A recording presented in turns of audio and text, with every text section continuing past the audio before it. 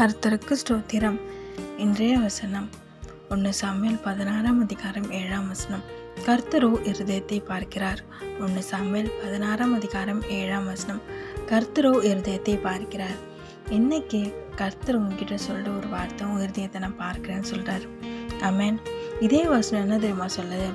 மனுஷன் முகத்தை பார்க்கிறான், கர்த்தரோ இருதயத்தை பார்க்கிறான். நம்ம சுற்றிலும் இருக்கிறவங்க நம்மளோட தோற்றத்தை பார்க்கலாம், நம்மளோட முகத்தை பார்க்கலாம், கலரை பார்க்கலாம், ஹைட்டை பார்க்கலாம். ஆனால் தேவன் நம்ம உள்ளான இருதயத்தை பார்க்கிறார். ஆமென். நம்ம இருதயம் சுத்தமாக இருக்கான்னு கொஞ்சம் யோசிச்சு பாருங்க. நம்ம இருதயம் தேவனுடைய பார்வையில் இருக்கா, தேவன் விரும்புகிற மாதிரி நம்ம இருதயம் இருக்கான்னு கொஞ்சம் யோசிச்சு பாருங்க. இவங்க இது சொல்லிட்டாங்க, அவங்க அது பண்ணிட்டாங்க, இது பண்ணிட்டாங்க, அது செஞ்சுட்டாங்க, அதுக்கு நான் இப்படி பண்ணுவேன். இல்லை, அந்த மாதிரி இருக்கக்கூடாது.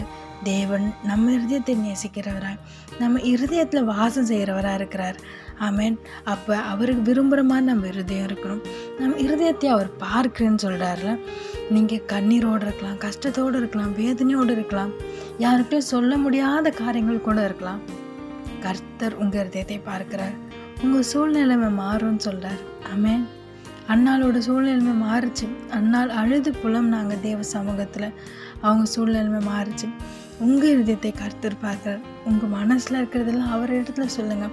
வருத்தப்பட்டு பாரம் சுமக்கிறவர்கள் நீங்கள் எல்லோரும் இடத்தில் வாருங்கள், நான் உங்களுக்கு இளைப்பாறுதல் தருவேன் தேவன் சொல்லியிருக்கிறார்கள். அவர்கிட்ட போங்க. உங்கள் மனசில் இருக்கிறது எல்லாம் வச்சு அவர்கிட்ட சொல்லுங்கள். அவர் உங்களை ஆசீர்வதித்து உயர்த்துவார்.